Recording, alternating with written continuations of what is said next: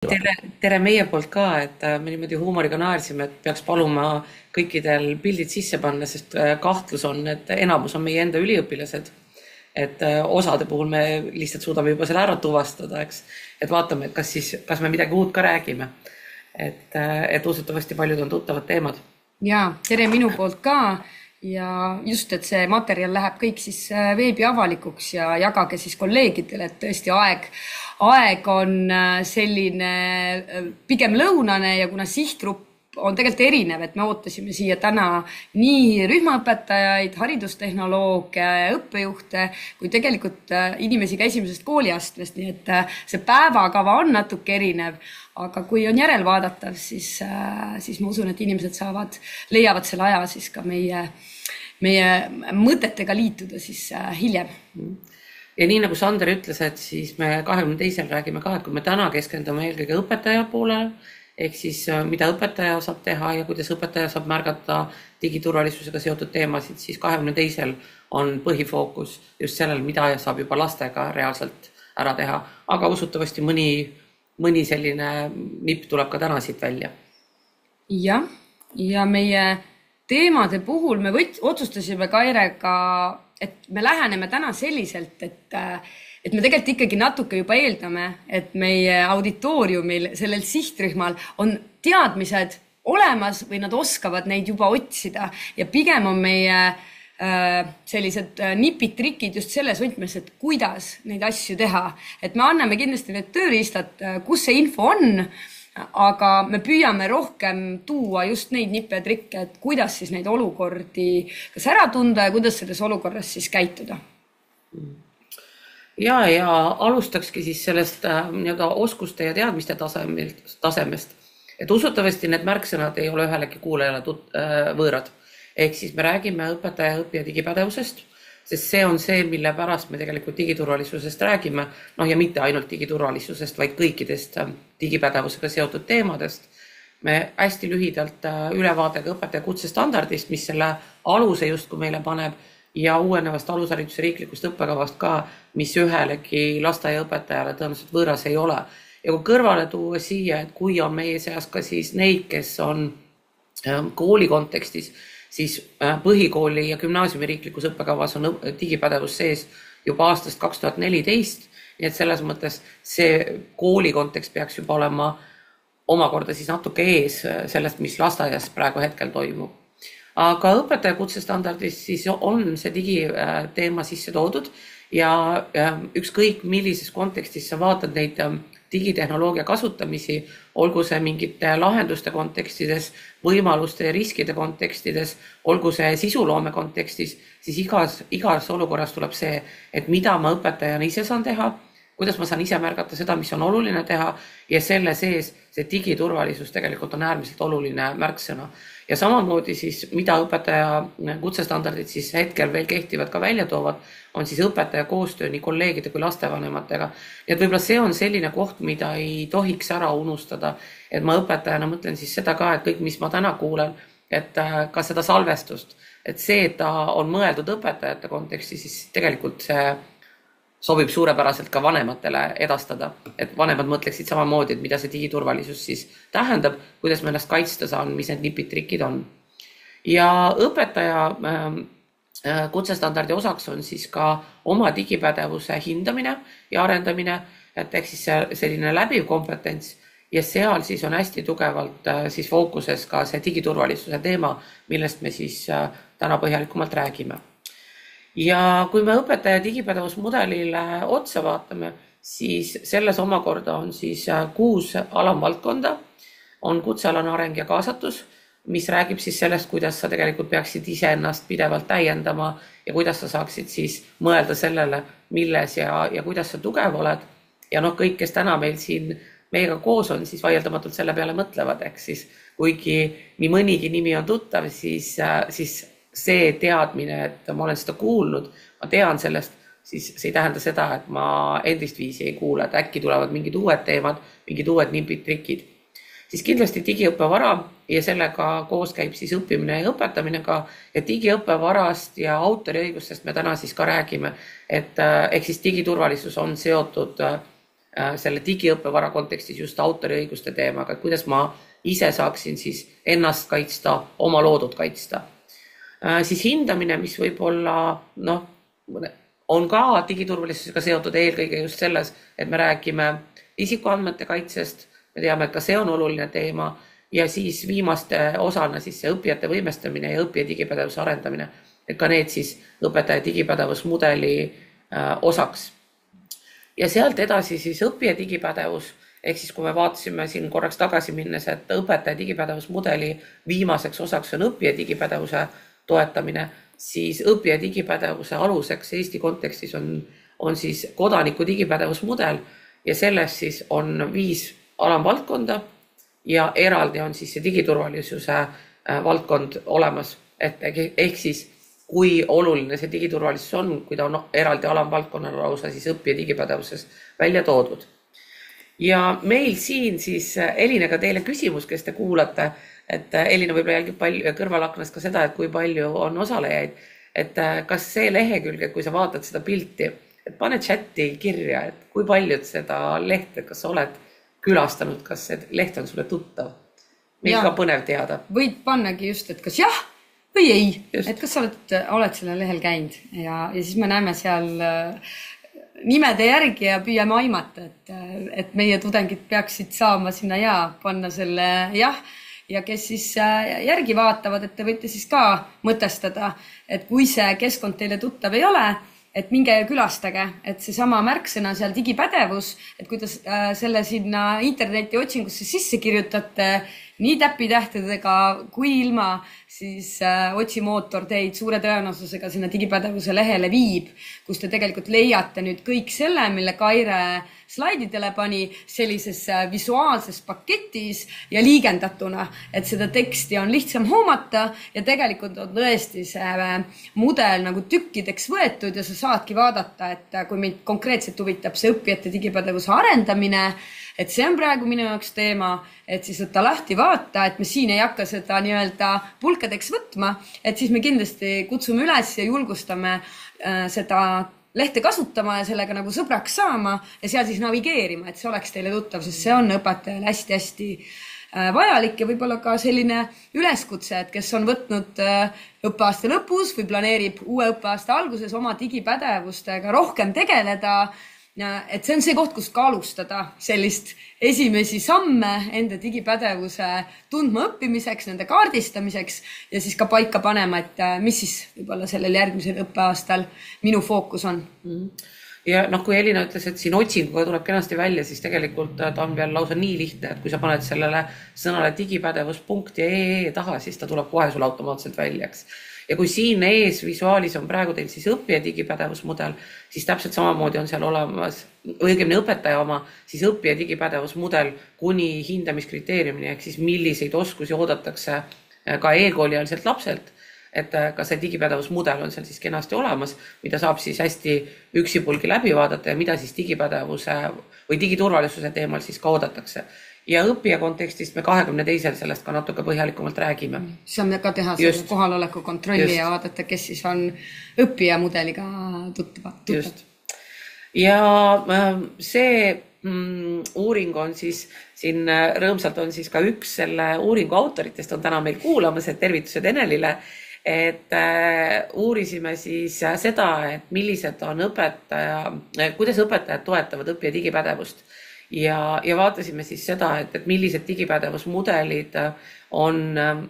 või millised osad või alamvaldkonnad on siis nii-öelda õpetajate hinnangul olulisemad ja millised on nende praktikad. Ehk siis kuidas nad hindavad, millega nad tegelevad. Ja kui te vaatate siin seda keskmise näitajat, siis te näete, et digiturvalisus on tegelikult lasteaiaõpetajate kontekstis kõige olulisem valdkond, millega peaks tegelema. Ja kui te vaatate siis nende praktikaid, ehk siis millega nad regulaarselt tegelevad, siis te näete, et on tegelikult eelviimasel kohal. Ja mis sellest uuringust siis lisaks välja tuli see, et õpetajad ütlevadki, ma tean, see on minu jaoks oluline, aga ma ei oska väga hästi seda teha, et ma ei tea, kuidas seda täpselt tehakse. Ja tõenäoliselt ka see, et kui me võtame siis sellised praktikad, mida lasteaedades kõige rohkem ja koolides tehakse, siis eelkõige kasutataksegi seda, et lapsed mingil moel siis kas suhtlevad tehnoloogiat kasutades, mängivad mingeid mänge või siis ka lasteaia kontekstis hästi tugevalt on see probleemi lahendus digitehnoloogia toel, ehk siis robootika on selline võib-olla kõige enam levinud praktika, mida tehakse ja tänu sellele siis neid tehakse ka tunduvalt rohkem. Digiturvalisuse teemadel, mis võimaldab tegelikult see, et sa ei pea üldse kasutama mingisugust tehnoloogiat, siis selliseid praktilisi tegevusi või arutelusi, millest võiks tegelikult õpetaja alustada, eriti kui ta peab seda kõige olulisemaks valdkonnaks, siis seda tegelikult tehakse tunduvalt vähem. Nii et see on see, kus me täna oleme ja selle valguses tõesti on sellest digiturvalisusest äärmiselt oluline ka rääkida. Ja kindlasti siis ka uuene valushariduse riiklik õppekava, et mida siis tegelikult õppekava selline tööversioon on kõikidele kättesaadav, kes selleks huvilised on. Kui keegi ütleb, et mul ei ole sellele juurdepääsu, andke märku, võime siin ka siis chati lingi panna teile, aga tõesti siis see mõte, et korraldad õpetaja ülesanne siis alates 2026 1. septembrist, kui see riiklik õppekava hakkab kehtima, on siis ikkagi luua siis võimalused lastele digitehnoloogia kasutamiseks, arutada lastega selle üle, mida see digitaalne keskkond õpikeskkonnana tähendab ja selle sees loomulikult siis nii turvariskid kui ka siis kogu selline justkui võimaluste ja riskide maailm ja digiturvalisus teemana tõstatub.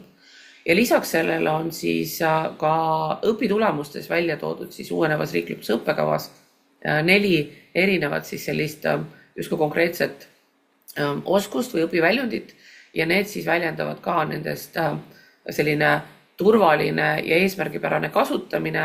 heaperemehelik kasutamine ja eesmärgipärane, mis tegelikult ka omakorda tähendab seda, et ma saan aru, millised riskid ja millised võimalused mul selle sees on. Loomulikult digitaalse sisu loomine alati toob kaasa digiturvalisuse temaatika, sest saada aru sellest, et kui ma teen pilti või heli, siis sinna juurde tulevad ka autoriõigused, millest täna me ka siin edasi räägime ja samamoodi siis see probleemi lahendus, et ma saan aru, et millised võimalused on ja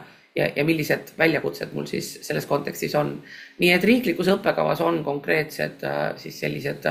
õpiväljundid, mida oodatakse digipädevuse kontekstis ja mis omakorda sisaldavad digiturvalisust. Et see on nüüd see julgustav slaid, et ikka pannakse need sõrmed sahtli vahele ja kui ma seni mõtlesin, et okei, et see digiturvalisus ei ole minu teema,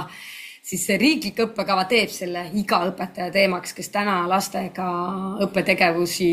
planeerib, kavandab, läbi viib, vanemaid toetab, et see on iga õpetaja teema ja see on ka meie selle seminari eesmärk, et sa õpetajana ei ole selles teemas üksi, et oluline ongi jagada seda kogemust, teadmist ja nii häid kui halbu praktikaid. Just. Ja kui see praegu siin oli ikkagi selline puhtalt taust, et miks me sellest digiturvalisusest räägime, siis edasi lähevad ikkagi hästi konkreetsed juba näited, sellised nippe ja trikke ka, et millega me ise oleme kokku puutunud ja loomulikult chat-ala on alati siis avatud selleks, et julgelt andke märku, kui teil endal on ka mingisuguseid ideid ja mõtteid ja kogemusi, et õnneks või kahjuks on teid nii vähe, aga mõnes mõttes õnneks, et siis on tegelikult see, et julgelt võite ka mõelda, et ma olen valmis oma häälega näiteks rääkima, et andke siis sellest ka märku. Ja, et te võite anda käega märku, et kui te soovite sõna ja nagu kes siis meid esinejatena teavad, et julgelt võib seda sõna paluda, et meil jätkub seda juttu alati kauemaks, et kas kirjutate chat-alasse oma mõtte, et ei peagi alati küsima, et te võite ka lihtsalt jagada neid oma kogemusi ja tundmusi, eks me oleme neid aktiveerivaid ülesandeid siia ka vahele pannud. Aga nagu Kaire ütles, et nipid ja trikid, aga jah, et see taust on meie jaoks hästi oluline, et see ei ole lihtsalt minu ja Kaire teema, mis meil silmad särama paneb, et tegelikult meil jooksebki taustal tegelikult see, et olla õpetajale toeks. Aga me noppisime siis välja just selle küberhügieeni ja kriitilise mõtlemise, et just see, mida Kaire eelnevalt rõhutas, et see on õpetaja töös hästi oluline aspekt ja ta ongi seotud siis selle minuga õpetaja digipädevusega ja jälle, et see digipädevus omakorda tuleneb mingitest aktidest, seadustest ja on minu kui õpetaja töö oluline osa. Ja panin siia ka üks hästi lihtsa definitsiooni, et kui me räägime sellisest mõistest nagu küberhügieen ja see on ka võib-olla see koht, mida vanematele seletada just selliste võib-olla metafooride või jutukestega, et me võrdlemegi seda justkui selle hügieeniga, on see kätepesu või selliste harjumuste oskustega, mida me lihvime elukestvalt. Et me ju tegelikult ka lastele ei ütle, esimest korda, et pese käed ära ja ootame, et ta teeb seda kogu aeg järjepidevalt, et see selles mõttes mingisugune treening peab olema ja nii ka selle küberhügieeniga, et need on need sinu oskused, teadmised ja tegelikult, et need saaksid osaks sinu elust, sinna taha on vaja saada seda harjumust ja just, et selle mõte ongi siis kaitsta nii ennast kui ka teisi ja nende teiste all me täna siis oleme fookusegi võtnud on see asutus ehk kus sa täna töötad. Ja panin siia ka tegelikult selle küsimuse, et te võite siis ka vastata, et kuna see on kas-küsimus, et jah, tean küll ja kui sa ei tea, kirjuta, et ei tea või kahtlen. Et kas sa oskad petukirja ära tunda ja kui sa selle ära tunned, mis sa siis teed, kuidas sa käitud? Et kes on võib-olla kiire klõbistaja, et te võite siis meile siia chat-alas märku anda, aga selline võib-olla kerge mõtlemine, et kui sa kuuled mõistet petukiri, õngitsuskiri, mis on võib-olla see esimene märksõna, mis sul kohe meelde tuleb. Et kui on julgeid, võivad mikrofoni sisse lülitada ja öelda, et see teine kolmas või kirjutada siis chat-alasse.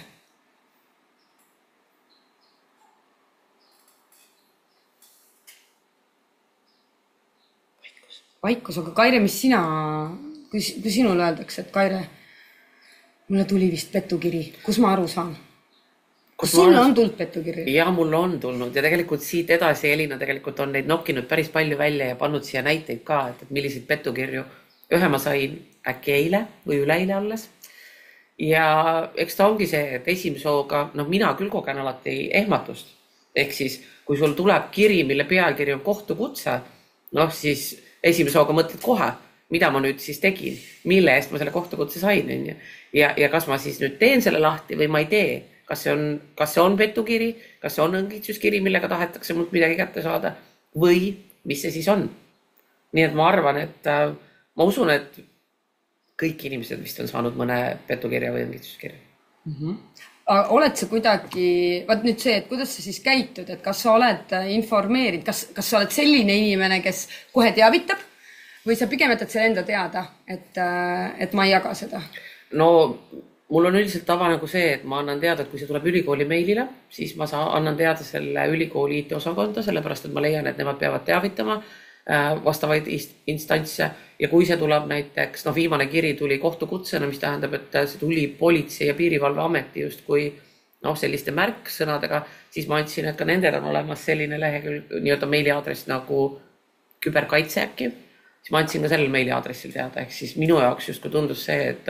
nad suure tõenäosusega nendel ei vasta, aga vahel ma olen saanud ka vastused. Ehk siis, et jaa, ma loomulikult teavitan, et nad teaksid, et sellised asjad on tulnud. Kui paljud inimesed annavad sellest teada, ma jään vastuse võlgu.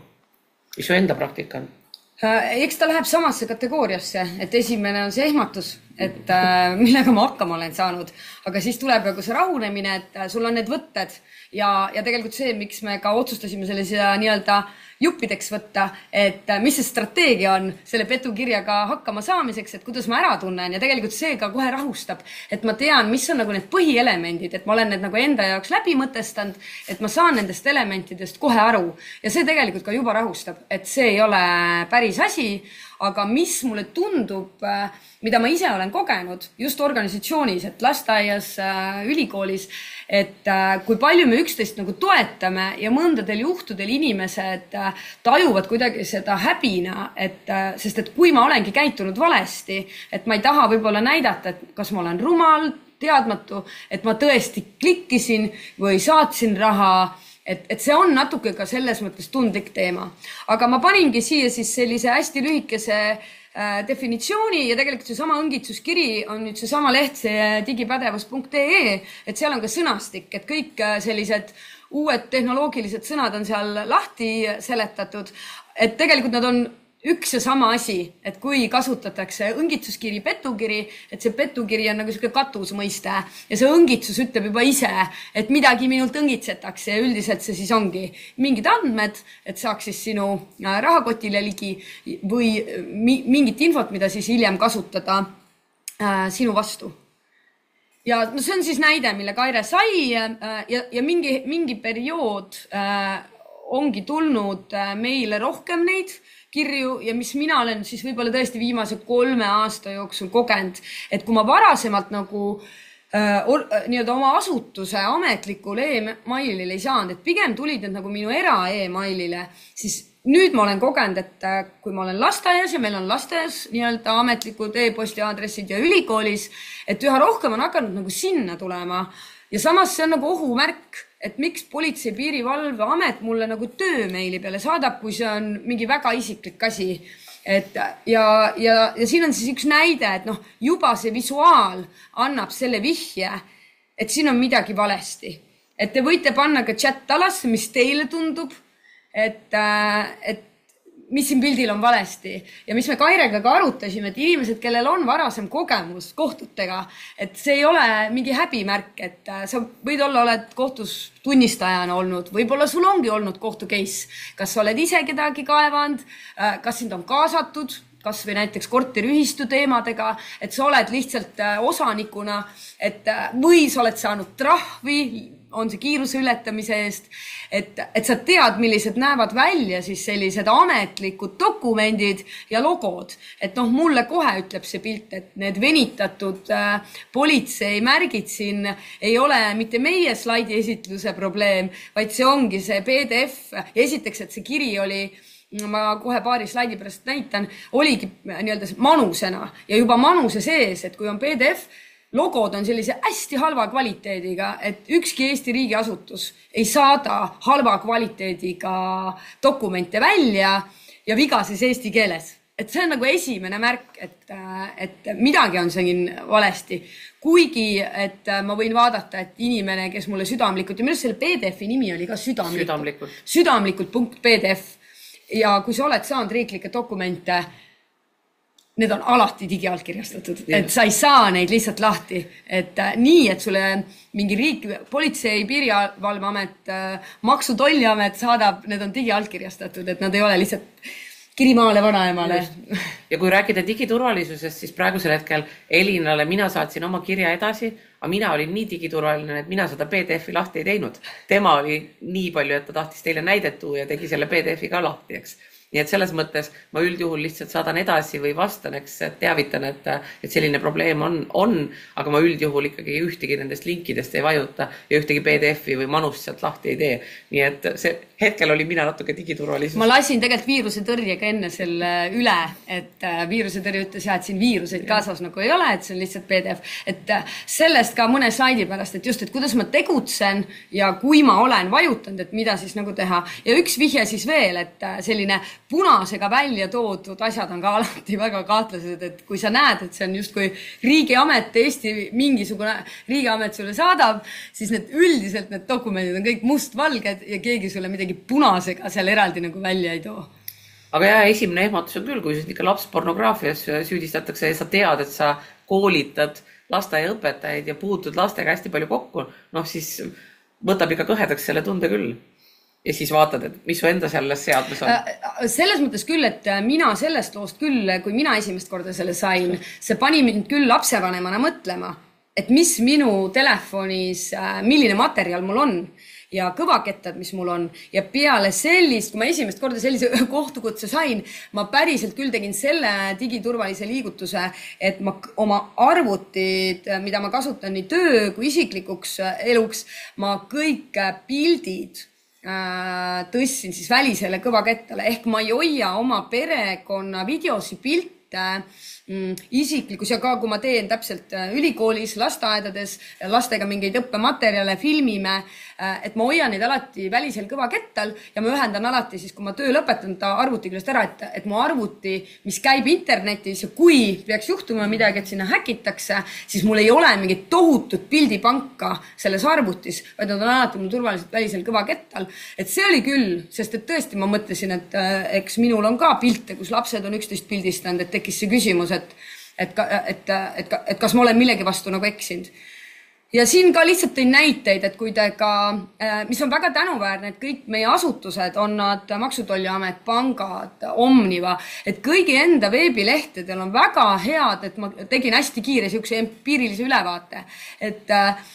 neil on kohe näited, nad on pannud ka need tunnused, mille järgi sa saad aru, et see on petukiri. Et tegelikult, et nii kui sul tekib see kahtlus, et sa näed, et Omnivast on tulnud mingi sõnum, minegi Omniva lehele või helista neile, neil on tegelikult hästi selged juhised. Ja see on ka nagu see koht, et kui mõni kolleeg ütleb, et see digiteema, digiturvalisus käib minust hästi kaugelt mööda, siis tegelikult ei käi. Et tegelikult see mõni kolleeg võib-olla ise ongi selle ohver, et ta on justkui tellinud paki, tal on tulnud see sõnum, ta on maksnud ja tegelikult ta pärast saab aru, et see on olnud tohutu turvarisk ja ta on sellesse ämbrisse nagu astunud. Aga et just, et mille järgi sa tuvastad ja ta ei tulegi selle peale, et oi, et siin on nagu need ja need elemendid. Ja panin siia kohe sellise väga vahva kokkuvõtte, Diana Poudel on teinud, avastasin täitsa temust. Et ka see läheb sinna digiturvalisuse alla, me täna sellele väga pikalt aega ei kuluta, aga ta liigitub ka sinna selle ostlemise alla, kuidas siis see inimene sinna konksu otsa saada ja milliseid strateegiaid seal kasutatakse. Et kindlasti soovitan vaadata, et selline väga hea kokkuvõte ja ka jagada kolleegidele. Ja seda slaidi esitust Sander lubas, et edastab kõikidele teile, nii et siis saate seda videot rahulikult ka vaadata, et nii, et seda sisu on siin natuke rohkem, kui me täna kõik ära jõuame vaadata. Ja ma ka tõssin siia välja sellised soovitused, et me keskendume rohkem nendele kuidas küsimustele, aga mulle tundus, et kui ma ka võtsin ette pangalehed, erinevad asutused, siis see on läbivalt enam-vähem üks top 5 soovitust. Et nii kui see tundub kahtlane ja mis see tähendab kahtlane, et sa pead kuhugi klõpsama, sa pead midagi avama ja täpselt, et kui sa ei ole kindel, et nii nagu Kaire ütles, et sa võid kolleegile edasi saata soovitusega, et ära ava, see on mingi kahtlane asi, aga et pigem saada oma IT-osakonda või kui lasteaial on tavaliselt on omavalitsus, et seal on see IT-inimene, et saadagi edasi, et ma sain sellise asja ja sa kustutad selle kirja ära. Ja kuidas siis kontrollida seda jälle, et see on kahtlane, et see sama näide, et mis meili aadressi pealt see tuleb, et kui see on ametlik firma, ametlik asutus nagu Politsei- Piirivalveamet, siis neil ei ole veidraid postiaadresse, et Eesti politsei ei kasuta @hot.ee, et samuti ei kasuta nad Gmaili, et see võib-olla on see koht, kus tasub natukene süveneda ja kas või teha endale spikker, mis asjad need on, et kui ma teen endale meiliaadressi, miks osadel on Gmail, miks osadel on Hotmail, miks osadel on seal eesnimi.perenimi@.ee, et kuidas need meiliaadressid, millest nad koosnevad? Ja need lõpud on, et kui sul tuleb Swedbankast, kui sul tuleb LHV pangast, et mis meiliaadress, et sa vaatad ka seda lõpu osa, et see on alati see koht, kus inimesed võib-olla mööda libisevad, et see ütleb, annab väga palju informatsiooni, et milline on see meiliaadress ja nii kui see tundub kahtlane, sa saad alati kontrollida. Võtadki selle meiliaadressi ja paned Google'isse ja tegelikult sealt tuleb juba ka välja, inimesed ütlevad, või telefoninumbrid on need, et see hakkab nii imeliku suunakoodiga, et see ei ole Eesti suunakood, ma ilmselt ei võta seda kõne vastu, sest see on kahtlane. Siis just see oranžiks tehtud sõnum ongi siis see, et see teavitamine ja mitte selles mõttes, et ma panen Facebook, et ma sain täna petukirja, vaid tõesti, et meil lasteaeda on tulnud selline kiri, et siin üle-eelmise aasta oktoobris oli see, kui lasteaiad said siis neid pommiähvardusi ja need tulid siis tegelikult väga erinevat viisi, et osad ütlesidki, et tuli meili peale, osadel tuli sõnumite peale, et jällegi, et see puudutab hästi konkreetselt ka selles mõttes haridusasutusi, et see ei ole enam ainult eraisiku teema, vaid me tõesti, et kui lasteaed saab ja kõik haridusasutused saavad nii-öelda selle rünnaku ka pihta, et siis see kindlasti see digiturvalisus ja kuidas me oma majas sellise rünnakuga siis tegeleme ja sinna juurde just, et mis see meie strateegia ja käitumine on, et kuhu me teatame, kuidas me vanematele selgitame ja millised juhtnöörid me anname, et me ise saame nagu ka aru, et see kindlasti on osa nii-öelda organisatsiooni sellisest kriisiplaanist, aga meie kutsume küll üles, et kui sa midagi kahtlast saad, on see sõnum, on see e-posti aadress ja isegi, et inimestel tuleb ka postkasti tavaliste kirjadena, sest see tundub justkui veel ametlikum. Et ma teavitan siis tõesti oma tööandjat, omavalitsust ja täpselt saadan siis politseisse, et ma olen selle saanud, sest et nii see levib, ja õnneks on läinud ka sotsiaalmeedias justkui praktikasse, et Omniva ütleb, erinevad asutused ütlevad, et nüüd on kuidagi kõrgenenud hooaeg, aga kõik ei jälgi sotsiaalmeediat, et siis kindlasti kutsume üles oma organisatsiooni sees ka jagada seda infot. Ja nüüd on see osa, et kui sa saad aru, et mingi jama on juhtunud, sest sa oled kuskil klikkinud, sa oled midagi avanud, et siis jälle, et kui sa oled nüüd kuhugi mingid paroolid, PIN-koodid pannud, et kohe muuda siis need ära. Et ära jää ootama mingid juhiseid kuskilt politseist, omavalitsuse IT-spetsialistilt kohe ja neid tasub tegelikult teha regulaarselt. Et kui juba üle aasta tundub, et ma olen kogu aeg kasutanud oma ühte sama parooli, et me ka nende paroolidest natuke nippe anname. Aga siin lihtsalt sellised väikesed meeldetuletused, mida me kutsume üles praktiseerima, harjutama, et need saaksid osa teie digihügieenist, et ma ei ignoreeri siis seda ja ei häbene ka selles mõttes, et ikka juhtub, et ka spetsialistidel juhtub. No siin lihtsalt näide sellest, et kui te olete mõne panga teenuse tarbija, et siis tegelikult on väga head sellised neil endal ka, kuidas teavitada. Et pigem siis võtke osa. Ma pean korraks maha võtma. Mul on väike apsakas, ma unustasin heli jagamata, aga teemaks ma jagan kohe uuesti ekraani ja panen heli jagamise ka. Et tegelikult on selline hästi armas video sellest, et tegelikult meie lapsed on täna juba natukene nutikamad ja oskavad paremini märgata seda, et kuidas internetis siis toimub, et kes kus toimetab. Ai noored mehed, astume ligi. Vana isa, osta see mulle. Võrsast kotis. Ei osteta. Parem karta. Kui kahetseda. Tark. Ei torma. Võt nii. Ole IT-vaatlik. IT-vaatlik.ee Ja, et neid lastele selliseid sobilikke videosid, mida lastega saab tegelikult ka vaadata, on selle IT-vaatliku lehel veel, et millest ka rääkida ja arutada, et millised ohud need siis olid, mis selles konkreetselt olid, et me Elinaga tihti peale ise ka räägime seda, et kui sa liiklusesse lähed, siis sa ei jäta tegelikult lapsi üksi sinna, aga kui me räägime tehnoloogia kasutamisest, siis teinekord on lapsed seal selles keskkonnas üksi ja samamoodi vahet ei ole, mis vanuseseks. Et kui siin Elina ütles, et inimesed häbenevad, et siis ei tasu nagu häbeneda seda, et mul on midagi juhtunud, et pigem need kogemused on väärtus omaette. Jah, ja me nendele laste teemadele siis aprilli lõpus ka rohkem tähelepanu pöörame, aga jah, et sellise video puhul ongi võib-olla see meie sõnum see, et tihtilugu saab see noorem generatsioon justkui selle, et nad on need nutisõltlased, nad on seal, aga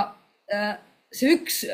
võimas pool on sellest, et nad tunnevad tegelikult ära need ohumärgid juba enne, et mille lõksu tegelikult võib-olla see vanem generatsioon astub, sest nad ei viibi seal. Et selles mõttes on ka, meil ei ole siia nüüd pandud rohkem uuringuid, me teid sellega ei koormanud, aga mida näitavad ka sellised uuringud laste just seda digiturvalisuse teadlikkust, et siis mingites aspektides nad ongi teadlikumad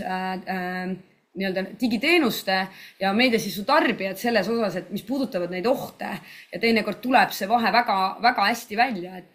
et vanem põlvkond vajab pigem selles osas seda julgustust ja järeleaitamist ja tõesti, et see kombinatsioon nagu siin oli väga hea.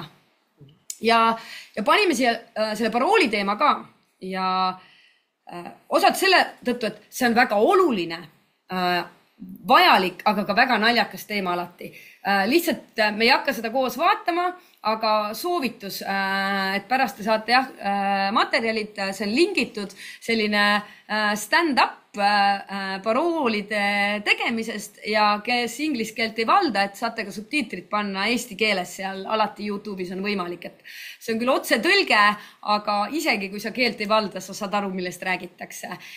Ja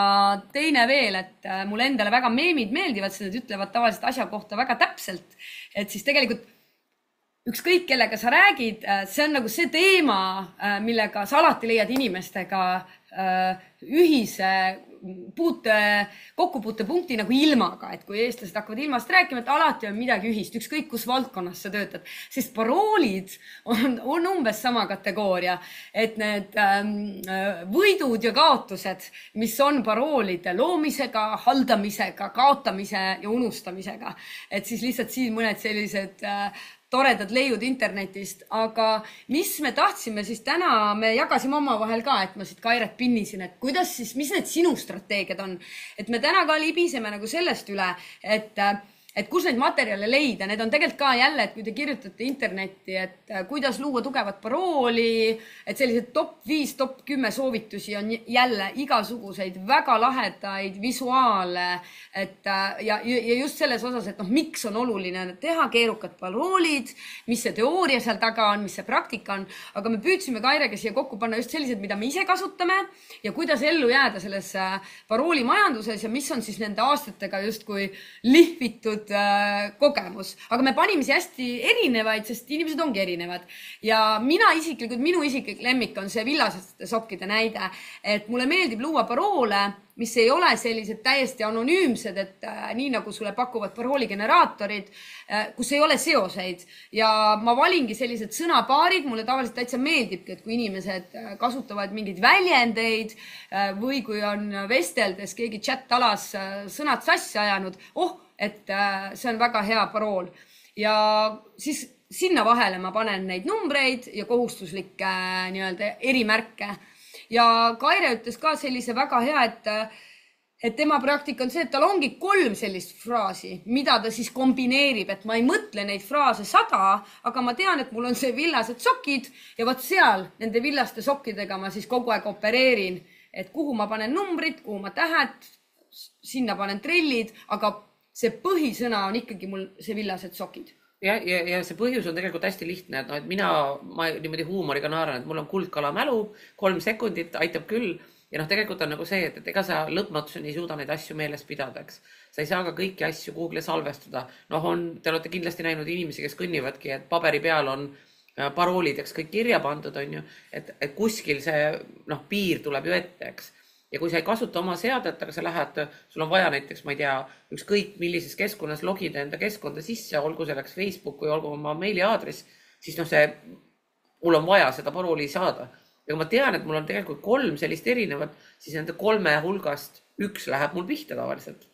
Ehk siis ma tegelikult täiesti teadlikult olen valinud 3 konkreetset parooli, mis on sel perioodil nii-öelda aktiivsed ja 3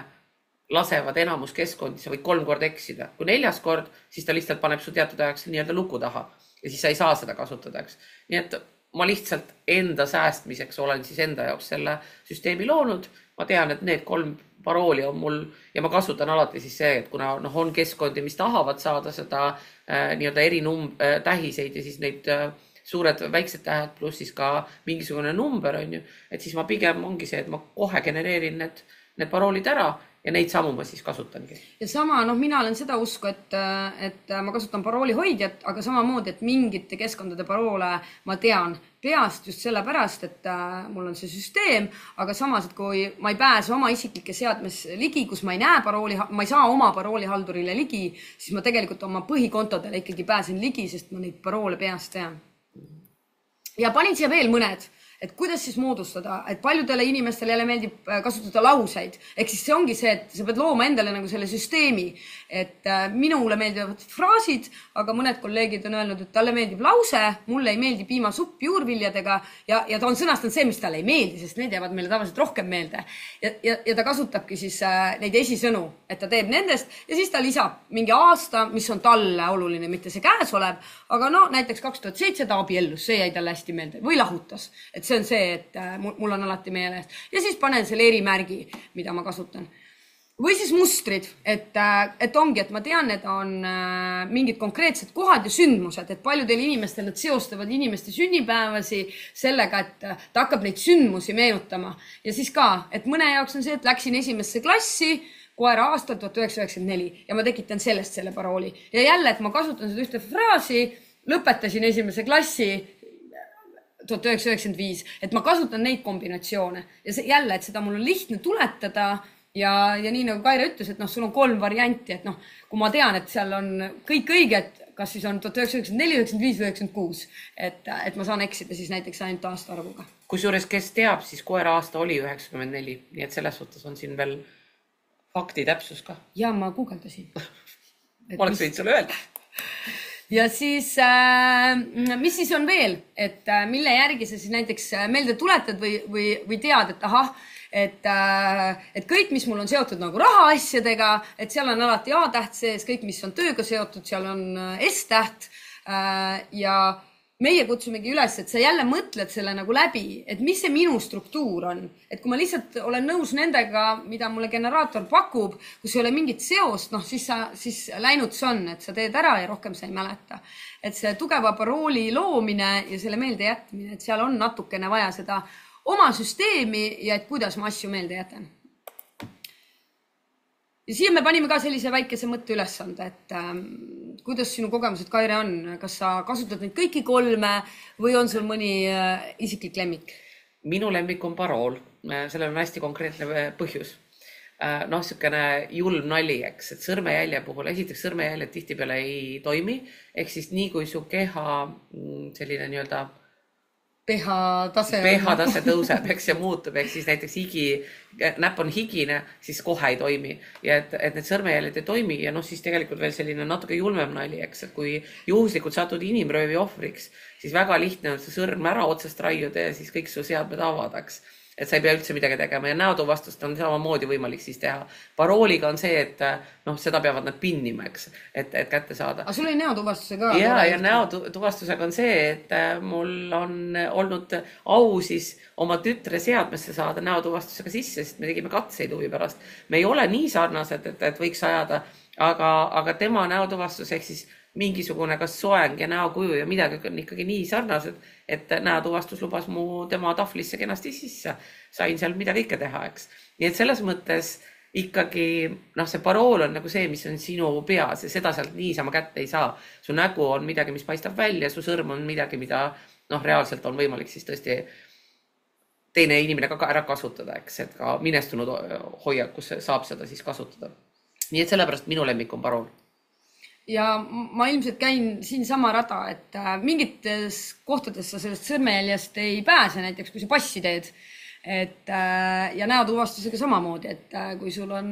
vaja seal turvavarevatest läbi minna ja järjekorda seal näotuvastuse taga ei ole, et loomulikult sa siis eelistad seda ja seal saab siis ka palju nalja, kus sa saad aru, et ta ei tunne su nägu ära. Ja tegelikult mulle endale need teemad, märksõnad meeldivad, et see on väga hea sisend lastega arutleda, sest see sõrme ära raiumine tuli vestlusest lapsega. Et tegelikult, et mis see on, see enda identifitseerimine ja mis on need ohud ja riskid, et ma usun, et me sellised head sisendid jätamegi sinna aprilli lõppu, et kuidas neid teemasi lastega siis käsitleda ja vaadata, et mida see siis tähendab ja mis asi see sõrmejälg üldse on ja miks seda üldse kasutatakse. Ja selle näotuvastusega, kes on prillikandjad, need teavad, eks, et passipilti sa ei saa teha prillidega. Et nad kõik tahavad ilma, eks siis kui sa lähed sinna näotuvastusse ja siis sa pead need prillid veel ära võtma ja siis ütlevad, et ei, sul on hoopis näokuju teistsuguseks, sest prillid kõik asjad muudavad, on ju. Et see tegelikult tekitab sellist suhteliselt, justkui lisastress. Parooli puhul, see on minu peas, ma ise tean, ma ise toimetan sellega. Ja ongi meie selles mõttes viimane plokk, et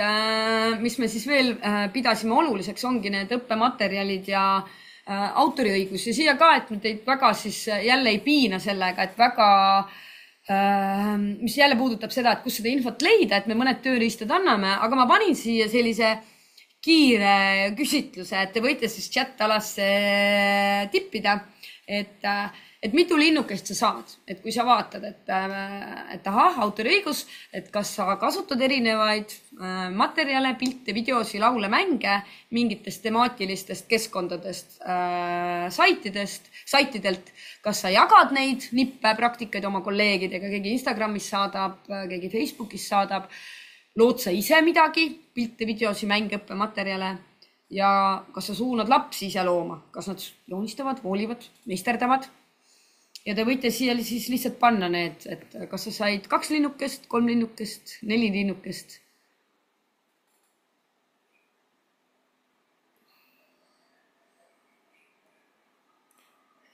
Et jah, 4 4-st, et arusaadav. Et kes ikkagi tegevõpetaja, siis suure tõenäosusega tuleb automaatselt see 4 4-st, eks. Et jah, keeruline on mõelda, kui ma töötan õpetajana ja kas ma siis ei hangi kuskilt inspiratsiooni ideid, et ma ei jaga neid ja ma ei looga midagi. Ja ma usun, et kui seal viimases linnukest ei ole, et see on lausa kuritegelik. Aga siit edasi minnes, siis meie mõte oligi, et kui sa vähemalt 1 linnukese said, et siis igal juhul see autoriõigus peab sind puudutama ja Eesti Autorite Ühingul on väga hea kompaktne siis veebileht, kus nad on ka jälle väga hästi visuaalilt, lihtsalt arusaadavalt välja toonud, et kui on vaja endale selgeks teha, selgitada lastele või vanematele või kolleegile, et kindlasti me seda keskkonda soovitame ja tihtilugu ma usun, et täna ma võin küll väita meie enda õpetamise kogemusest, et see ei tekita enam niivõrd, et kes see autor on, et see on tõesti muutumas ja seda on ka tunnetada, et kui meil on arutelud tudengitega, kolleegidega, et kes see autor on ja ei ole seda suhtumist, et mis nüüd mina, et autorid on mingid tähtsad kirjanikud ja kunstnikud, et see autor võib olla igaüks, et selleks ei pea olema uhke tiitel ees või taga. Ja võib-olla, mis me tahamegi öelda, et see on jälle see koht, kus enda jaoks nagu läbi mõtestada, et siin ei ole nagu seda enda pisendamist, et kui mina midagi tegin, et järelikult mina olen see pisike mutter, minust ei sõltu midagi. Et sõltub küll. Et sa ise oled tegelikult täpselt samamoodi autor. Ehk siis see sõnum pigem, et üks asi on nagu see, et sa oskad väärtustada siis teiste loodut ja korrektselt siis seda informatsiooni lisada, aga samamoodi see, et sa oskad ka ennast kaitsta selles. Et see ei ole see, et autor on keegi, ma ei tea, kirjanik, et võt siin Andrus Kivirähk on nüüd autor, aga et kui mina olen õppematerjali, et siis mina ei ole autor, eks. See klassikaliselt tuleb selline lähenemine. Või teine variant, mida tihtipeale kohtab, on näiteks see, et kui sa küsid inimeste käest, et sul on terve hunnik pilte kasutatud, kus sa need pildid võtsid? Internetist leidsin, eks. Kus sa sinna said? Kelle loodud need on? Et kas sa sellisel juhul rikud kellegi autoriõiguseid või sa ei riku, eks. Et vaieldamatult, et kui sa sellega juba raha teenid, siis seal on omad reeglid, et mida ma võin teha, mida ma ei või teha ja tuleb siis selles osas ka siis kindlasti nagu tähelepanu pöörata. Ja me panime siia ka, et me koos seda vaatama ei hakka, aga tõesti, et kui on mingid mõisted, kus te tunnete, et mis sinna alla liigitub või mitte, et seal on eraldi neil ka tehtud intellektuaalse omandi leht, kus on ka väga vahvad sellised animeeritud videod, et jälle väga kompaktselt antud ülevaade, et ei ole vaja hakata ise seadust lugema. Loomulikult, keda huvitab ja kellele seadustekstid sobivad, autoriõiguse seadus on tore dokument, aga et need on jälle pandud sellisesse heasse võtmesse. Ja siis selline litsentside loomine, et kui me rääkisime siin, et ennast tuleb ka kaitsta, eks, et üks pool on justkui nagu see copyright või võttes siis endale sellised juba, sellised konkreetsemad autoriõigused, siis alati on võimalik kasutada avatud sisu litsentsi, Creative Commonsi litsentsi. Ja kui te saate selle esitluse, ma vaatan siin praegu kella, siis me tõenäoliselt ei jõua selle vaatamise juurde, sest lõpus võib-olla tuleb mõni ka küsimus, et siis see pilt tegelikult toimib kui link. Ehk siis sa saad lahti teha ja vaadata selle aadressile, et selleks, et kuidas ise seda siis panna. Nii et sul on võimalik igale omale tööle kirjutada siis see, et Creative Commonsil alati läheb siis see, et seal on mõni variant, kus sa võid öelda ka, et ei, minule ei pea viitama, las nad teevad mu tööga mis tahes, aga klassikaline ikkagi on see, et sa teisele sellele autorile nii-öelda viitad, siis oluline on see, et kas ma võin või neid muudatusi teha või ei tohi ja kuidas ma siis sellisel juhul levitan neid edasi. Et kas siis sellisena, et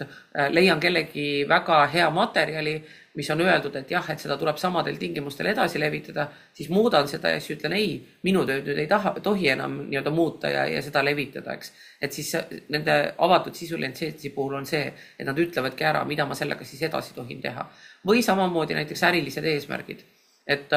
leian väga hea materjali, vaatan, et super on ju, ja kui ma näen, et siin on märgitud, et seda ei tohi ärilistel eesmärkidel kasutada, siis ma ei saa minna koolitama ja öelda, et okei, sellega võib nüüd raha teenida, eks. Nii et klassikaliselt on enamus autoriõigustega kaitstud ka avatud sisulitsentsiga kaitstud materjalidel see nii-öelda raha teenimise keeld peal, et et ka siin selle slaidi peal see märk, mis selle pildina siis sinna üles on kleebitud, ütleb seda, et nende slaididega raha teenima minna ei tohi, mis siin siis on, eks. Ja Creative Commonsi puhul on tõesti siis küll see, et ehk siis sellega automaatselt kaasneb alati siis see jagamise õigus, et ma võin justkui nii-öelda seda edasi jagada seda materjali, ehk siis ma leian kellegi materjali ja siis ma jagan seda edasi, ütlengi, et see ei ole minu loodajad, aga ma annan selle siis õiguse. Nii et võimalus ennast kaitsta sellega on ja paljud küsivad siis selle peale, aga mis siis, kui ma saan teada nüüd, et aga minu õigusi on rikutud, siis selle jaoks siis tuleb juba päris kohtusse pöörduda, et mitte siis neid petukõnesid teha, vaid et tegelikult ongi see, et kui sinu autoriõigust on rikutud, siis sa oled endale justkui öelnud, et need on minu reeglid, millega tuleb toimetada ja ainuke õigus selleks on siis tõesti, üldjuhul aitab sellest, kui sa kirjutad inimesele, et ta saab aru, et ta on tegelikult sinu autoriõigusid rikkunud, enamus inimesi ikkagi reageerib selle peale, kui ei reageeri, siis kohus on see, mis aitab sul siis edasi toimetada. Ja võib-olla kui haridussüsteemist me räägime, et siis tegelikult piltide otsimisel tasub ka mõelda sellele, et hariduslikel eesmärkidel me üldjuhul võime tegelikult kasutada kogu sisu nii-öelda ilma, me peame viitama, aga seal ei ole piiranguid otseselt, küll aga kui sa näiteks tahad teha ma ei tea, löönikäpsis mängu, mille panna e-koolikotti ja avalikustada, siis on mõistlik pilti otsida siis ka Creative Commonsi litsentsiga, mis võimaldavad jagada. See ei tähenda seda, et sa ei pea viitama, aga see aitab sul ikkagi selle, et jah, ma tean, millised need pildid on, mida ma võin siis omakorda jagada. Nii et tasub seda ka mõelda. Vabandan. Ma panen korra siit veel tagasi, et nende piltidega ongi see, et me lihtsalt panime siia mõned versioonid, et kuna meile tundus, et see sõltub millise brauseriga sa otsid ja kui suur sinu ekraan on, kus sa otsid, et see vaade võib olla erinev ja tegelikult praegu on kõik vaade eesti keeles, et inglise keeles on see jälle teistmoodi, et kuidas neid otsida, aga jah, et see Google'i pildi otsing ja sealt sa pead siis otsima selle litsentsi, et need vaateid võib olla erinevaid, aga jah, et sulle võib-olla märksõnana jääks meelde see Creative Commons. Just.